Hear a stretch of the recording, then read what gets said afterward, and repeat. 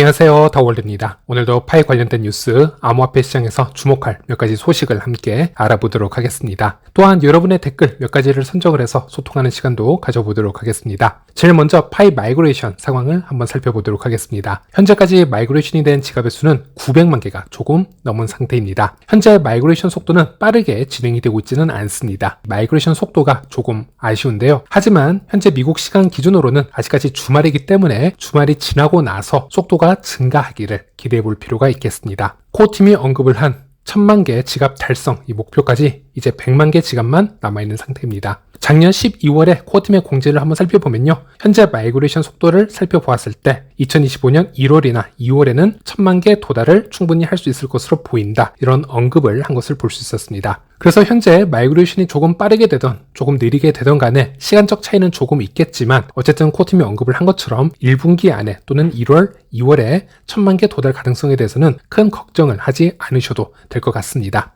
네, 그리고 오늘 새벽이었죠. X에서 코어팀 공식 계정에 포스팅이 올라왔었습니다. 우리는 메인넷으로 이전한 900만 명의 이상의 선구자들과 함께 오픈 네트워크를 향해 훌륭한 진전을 이루고 있습니다. 그리고 체크리스트를 완성을 해서 KYC와 마이그레이션 신청을 완료해야 되는 선구자들은 1월 말 전후로 꼭 완료해 주길 바란다. 이런 포스팅이라고 보시면 되겠습니다. 그리고 이번에는 루마니아 파이 인플루언서이자 파이 유튜버인 미스터 플로우의 목소리를 한번 들어보도록 하겠습니다. 이 미스터 플로우 유튜버 채널을 보시면요. 항상 파이에 대해서 긍정적인 영상 50% 그리고 조금은 비판적인 영상 50% 이런 비율로 영상을 올려왔던 것을 확인을 할 수 있는데요. 최근에 업로드된 영상을 보면요. 파이 오픈 네트워크 기간이 2024년 말에 빠르게 열리지 않고 2025년 1분기로 잡히면서 대신 여기에 대해서 어떤 긍정적인 면을 우리가 살펴볼 수 있는지 알아보자. 이런 영상이 올라온 것을 확인할 수 있었습니다. 저도 이 유튜버의 비판 영상들을 많이 봐왔기 때문에 이번에는 좀 긍정적인 이야기를 해보자라고 해서 좀 관심 있게 지켜보았는데요.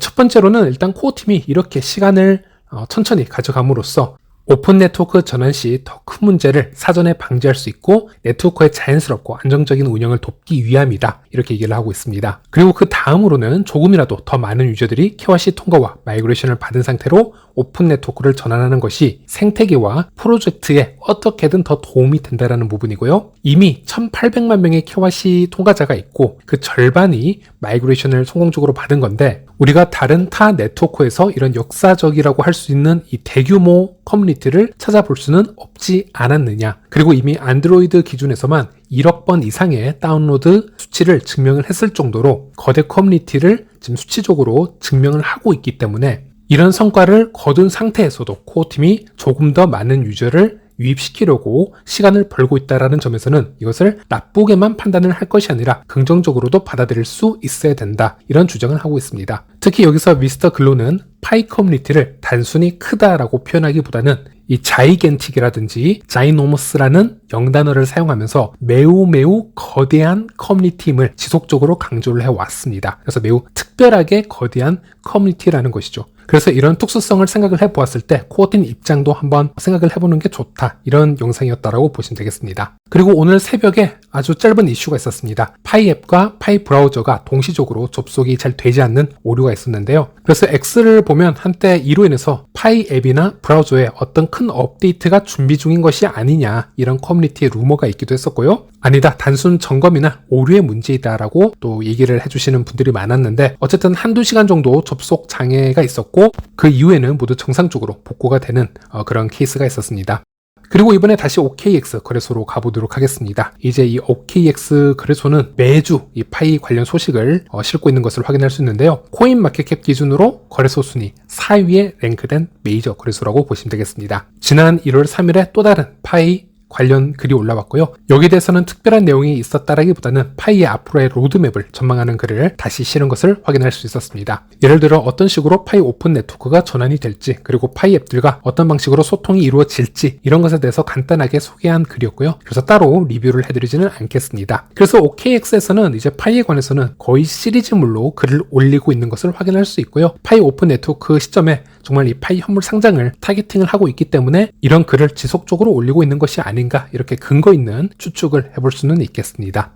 그리고 이번에는 파이의 유통량의 정의는 어떻게 될까? 여기에 대해서도 한번 이야기를 해보도록 하겠습니다. 파이 커뮤니티 개발자이자 파이 레딧의 모더인 이 렉스의 X 글을 보면요. 이 파이 유통량 정의에 대해서 어느 정도 정리를 해놓은 것을 살펴볼 수 있습니다. 익스플로 파이 온체인 데이터를 참고를 해서 보게 되면 여기에서 마이그레이션 된 파이라는 것은 커뮤니티 채굴량인 650억 개 지갑을 떠난 파이의 수량을 얘기하는 것이고, 여기서 파이오니어 홀드라고 하는 양은 파이가 락업에서 해제가 되었고 이 파이를 클레임을 해서 지갑 안에서 사용 가능한 양이라고 정의를 하고 있습니다. 즉 우리가 마이그레이션을 받거나 락업 해제가 되면요, 이것을 바로 지갑에서 또 쓸 수 있는 것이 아니고 지갑에서 직접 클레임까지 해 주어야 활성화가 되어서 파일을 사용을 할 수가 있습니다. 이 양이 현재까지 9억 5천만 개라는 겁니다. 그리고 파이 잔금은 락이 되어 있는 파이의 총량을 얘기하는 것이고요. 여기서 언락이라는 또 수량이 있는데요. 이것은 파이 락업은 해제가 되었지만 아직 지갑에서 클레임이 되지 않은 파이 양을 얘기를 하고 있습니다. 즉 비활성화가 된 양이라는 것이죠. 그리고 여기서 메일 로스트 파이라는 양이 있는데요. 이것은 락업 해제가 되었고 아직 클레임이 안 된 물량 중 1년 이상 클레임을 해가지 않은 코인 양을 따로 체크한 것이라고 보시면 되겠습니다. 즉 이 지갑 주인이 비밀 구조를 잃어버려서 다시 접속을 할 수 없다라거나 어떤 사고를 당해서 락업 해제가 되었는데도 1년 이상 이것을 클레임해가지 않는 그런 양이라고도 우리가 추측을 해볼 수 있겠죠. 그리고 여기서 마지막에 유통 물량을 얘기를 하고 있습니다. 여기서 유통 공급량은 파이오니어 홀드의 수량이다, 이렇게 얘기를 하고 있습니다. 즉 유통량의 파이오니어 홀드량은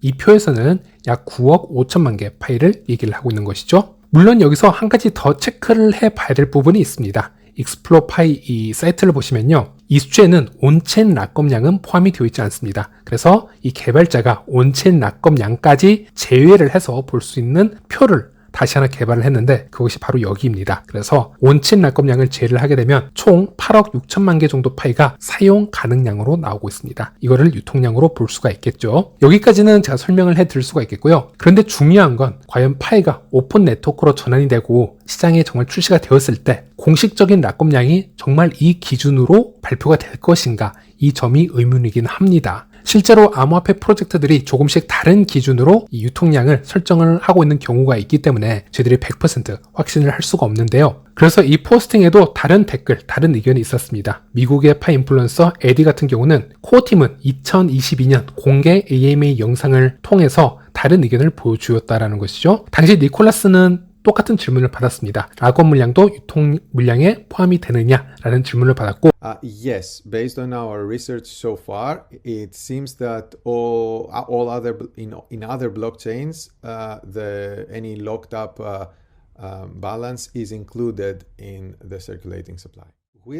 당시 니콜라스는 이 크립토 시장을 조사를 해본 결과 일단 락업 물량이 유통 물량에 포함이 되는 것으로 보통 조사가 되었기 때문에 우리도 그럴 것이다, 이런 의견을 남기면서 이 영상에서 니콜라스가 얘기했던 부분이 아직도 유효하다면 렉스의 의견과는 좀 반대의 얘기가 되겠습니다. 그렇다면 현재 파이의 유통량은 락업량까지 포함을 시킬 수 있다는 얘기가 되기 때문에 그럴 경우 마이그레이션의 총량을 우리가 생각을 해볼 수도 있겠습니다. 즉 최대치로 잡으면 현재 마이그레이션이 된 양 55억 개를 전부 유통량으로도 볼 수 있는 것이 아니냐, 이런 주장이 나올 수 있다는 것이죠. 그래서 이 범위가 상당히 넓어지게 되는데요. 이 55억 개 수준 또는 이 10억 개가 안 되는 유통량의 수준은 매우 큰 차이이기도 하고요. 또 이 중간에 다른 가이드라인을 설정을 해서 다른 유통량이 또 계산이 되어서 나온다면은 또 다른 옵션이 나올 수도 있겠습니다. 그래서 우리가 미리 이 파이의 시총 규모를 예상을 함에 있어서도 매우 큰 차이가 생기는 부분이 여기서 갈라지기 때문에 이 유통량에 대해서는 명확한 구분점을 알고 싶어하는 유저들도 상당히 많을 겁니다. 어쨌든 코어팀은 2022년 AMA 이 공개 영상 이후로는 단 한 번도 여기에 대해서 다시 언급을 한 적이 없었기 때문에 이 부분에 대해서도 어떻게 될지는 살펴봐야 될 것 같습니다. 참고로 최대 발행량이나 유통량이 상당히 높은 메이저 코인을 예로 들어본다면요, 당연히 리플, XRP를 예를 들을 수 있겠습니다. XRP 같은 경우는 최대 발행량이 파이와 같은 1000억 개로 이루어져 있습니다. 그리고 현재 XRP의 유통량은 코인 개코 기준으로 봤을 때 약 574억 개 XRP로 집계가 되고 있습니다. 그리고 리플의 경우에는 2017년부터 에스크로 락업 정책을 시작을 하였는데요. 즉 그때부터 현재까지 매월 10억 개의 XRP가 시장에 풀리도록 설정이 되어 있습니다. 물론 이 10억 개가 계속 풀려나가는 것은 아니고요. 예를 들어서 그달에 단 1억 개만 사용이 되었다면 다시 9억 개는 에스크로 지갑으로 다시 돌아가는 그런 시스템을 가지고 있습니다. 그래서 생각보다 그렇게 인플레이션율이 높지는 않습니다. 그리고 우리가 XRP의 가격을 분석을 할 때는 여러 가지 보이지 않았던 악재도 한번 생각을 해볼 수 있어야겠는데요. 예를 들어서 리플 창립자였던 제드 맥킬럽 같은 경우에는 리플에서 쫓겨나면서 본인이 가지고 있던 이 대량의 XRP를 주기적으로 덤핑을 해왔기 때문에 XRP 가격이 그때마다 출렁거렸던 그런 악재도 분명 존재하긴 했었고요. 또 XRP 가격이 한창 펌핑이 될 시점에서 SEC 소송까지 걸리면서 그때부터 XRP가 가격적으로는 상당히 불운한 코인이었다라고도 우리가 해석을 해볼 수 있겠습니다. 어쨌든 리플 같은 경우는 이 정도의 엄청난 유통 물량을 가지고 있지만 그래도 가격대가 2달러에서 3달러 정도를 지금 받쳐주고 있고요. 또 말씀드렸다시피 유통량이 상당히 높은 코인이기 때문에 전체 시가총액으로 보더라도 비트 이더에 이어서 지금 세 번째 암호화폐의 지금 가치를 가지고 있다. 이렇게 우리가 평가를 할 수 있습니다. 참고로 XRP 같은 경우는 2018년도로 가보면요. 한때 비트코인을 잠시 누르고 시총 1위까지 올라간 적도 있었습니다. 그래서 SEC 소송 이전에는 XRP도 잠재력이 매우 컸던 프로젝트 중에 하나였음은 분명하다. 이렇게 말씀드릴 수 있겠고 어쨌든 이렇게 수백억 개 유통량의 큰 유동성을 자랑하는 프로젝트이면서도 동전으로 머물지 않고 그 이상의 가치를 보여주고 있는 우리가 이 XRP를 보게 되면요. 파이 같은 경우 현재 유통량이 55억 개이든 아니면 10억 개이든 아니면 그 이하인 8억 개이든 이 정도 수량으로 파이의 희소성이 너무 없다라든지 너무 이 코인이 남아 돈다라든지 그래서 지폐 이상을 넘어갈 수가 없다라든지 이런 미리 평가절하하는 내러티브를 만들 필요는 없을 것 같습니다. 특히나 중요한 건 XRP는 대부분의 용도가 ODL 서비스라고 해서요. XRP를 홀딩하기 위함이라기보다는 이 수많은 자산들을 수합시켜주는데 그 중간에 매개체로 이 XRP가 많이 쓰이게 됩니다. 그것을 ODL 시스템이라고 하는데 그래서 기관이나 개인들이 XRP를 보유를 하고 있다 하더라도 빠르고 쉽게 이 XRP를 사용을 하기를 원하고요. 교환용으로 많이 사용을 하고 있다라는 것이죠. 이렇게 손바꿈이 빈번하게 일어나는 것을 우리는 화폐 속도가 상당히 높다라고 표현을 하고 있는데요. 화폐 속도가 높아지면은 화폐의 가치가 하락할 확률이 상당히 높아집니다. 그것에 비해서 우리가 지금 채굴 하고 있는 파이는 리플의 XRP나 스텔라의 루멘보다는 화폐 속도가 낮게 디자인이 된 코인이라고 볼 수 있겠습니다. 물론 파이도 유동성이 풍부한 코인으로 지금 디자인이 되었지만은 파이 커뮤니티에서는 이 파이를 다른 타 자산들을 수합을 해주는데 그 중간 매개체 또는 가스 역할로 사용을 하지는 않는다라는 것이죠. 즉 파이의 유통 속도가 낮아지면요. 파이코인의 가치 상승을 만들어내는 조건이 완성이 된다라고 할 수 있겠습니다. 특히나 파이 같은 경우는 우리가 수수료를 통해서도 어느 정도를 파악을 할 수 있는 부분인데요. 리플과 스텔라의 경우에는 수수료가 정말 낮은 코인으로 유명합니다. 그만큼 빠르게 부담 없이 사용하도록 장려를 하고 있는 코인들에게 수수료가 상당히 낮다라고 보시면 되겠고요. 하지만 파이는 수수료가 현재까지는 고정 0.01파이입니다. 이 수수료가 비트코인이나 이더리움보다는 저렴하지만 리플이나 스텔라와는 또 비교도 할 수 없을 정도로 또 비싸다라는 점에서 파이가 추구하는 이 생태계의 역할이 무엇인지 어느 정도의 유통 속도를 원하고 있는 것인지 이런 수수료를 통해서도 대충적으로 파악을 할 수 있다고 할 수 있겠습니다. 그래서 제 채널을 보면은 제가 좀 심한 경우에는 숨김 처리를 하고 있지만은 여러 비난을 하거나 여러 가지 평가절하를 하는 댓글들을 볼 수 있는데요. 미리 이렇게 본인이 채굴하고 있는 코인을 평가절하할 필요는 없다. 과소평가하지 말라라는 말씀만 드리고 싶습니다. 파이도 충분히 높은 가치를 만들어갈 수 있다라고 좀 말씀을 드리고 싶고요. 네, 그리고 또 댓글 중에 코인의 가격을 말하는 유튜버가 되어달라. 그것이 비겁하지 않는 행위가 될 것이다. 이렇게 지속적으로 또 주장을 하시는 분도 있으시고요. 거기에 대해서 제가 말씀을 드리자면요. 가격 주장 이거 의미가 없습니다. 여러분 한번 들어보시길 바라겠습니다. 제가 말씀드리겠습니다. 파이 코인 충분히 10만원 갈 수 있습니다. 여러분 조그만 파이 좀 더 홀딩 하시면요. 50만원 갈 수 있습니다. 100만원 갈 수 있습니다. 라고 제가 말씀드릴 수 있습니다. 충분히 말씀드릴 수 있습니다. 3년, 5년 길게 잡으면 상관없고요. 좀 틀리면 어떻겠습니까? 에이, 틀리고 말죠. 라는 마인드로 가격 외치는 거 충분히 할 수 있습니다. 가격 예측이라는 거 틀리면 어떡하지? 너무 무서워. 이렇게 비겁해서 하지 않는 게 아니고요. 가치를 공부함에 있어서 지금 가격을 부르짖는 행위가 그렇게 큰 의미가 없다라는 거 다 알고 있기 때문에 하지 않는 겁니다. 자, 그리고 리플 이야기가 나왔기 때문에 리플의 중요한 소식도 한번 짚고 넘어가도록 하겠습니다. 이번 다가오는 1월 20일 트럼프 미 대통령 취임식이기도 하죠. 그리고 동시적으로 SEC 게리 겐슬러의 사임이 약속된 날이기도 합니다. 그래서 리플을 포함해서 관련 암호화폐들 아니면 모든 암호화폐 시장의 이 호재이기도 합니다. 하지만 그것보다 조금 더 민감한 이슈가 있습니다. 바로 1월 15일에 있는데요. SEC와 리플의 이 지루한 소송전이 마무리를 하느냐 마느냐가 1월 15일에 또 결정이 될 것입니다. SC가 1월 15일 날짜까지 항소 서류 제출을 하지 않게 되면요, 이 항소가 자동으로 기각이 됩니다. 그래서 이미 SC의 게리 갠슬러가 지금 꼬리를 내리고 물러나는 시점이기 때문에 SC가 앞으로 이 부분을 어떻게 받아들일지가 상당히 좀 중요 포인트라고 할 수 있겠고요. 만약 15일 이후로 SC에서 어떠한 액션이 없다면 자동으로 기각이 되는 것이기 때문에 XRP 및 관련 코인들이 조금 더 움직일 수 있는 트리거가 될 수 있다, 호재가 될 수 있다라는 것이고요. 반대로 SC가 끝까지 잡고 어떤 액션을 취했을 경우에는, 그리고 심지어 20일 지났을 때 트럼프 취임식에서도 우리가 미리 선반영을 해놓았던 그 기대치만큼 보지 못하고 조금은 실망스러운 모습을 보게 된다면 1월 말이 조금은 재미없을 수도 있다, 그렇게 마무리가 될 수도 있다라는 생각을 가져볼 수가 있겠습니다. 그리고 만약에 리플이 상승을 하게 되면 당연히 수혜를 얻는 프로젝트 중 하나가 스텔라가 되겠습니다. 그리고 스텔라 같은 경우는 최근 일주일 동안 몇몇 코인을 빼놓고 메이저 코인 중 가장 큰 상승을 보여준 코인이 되겠는데요. 최근에만 30% 이상이 상승이 되었습니다. 그래서 1월 15일부터 1월 20일 사이에서는 리플뿐만이 아니고 스텔라의 움직임도 좀 민감하게 지켜볼 필요가 있다라는 것이고요. 하지만 이 스텔라 또한 무조건 호재만 존재하는 것은 아닙니다. 최근에 스텔라 루멘이 30% 이상 가파른 상승 곡선을 보여주었기 때문에 이미 상당한 양의 스텔라 루멘이 거래소로 유입이 된 것이 포착이 되었습니다. 그 얘기는 고래들이 차익 실현을 위해서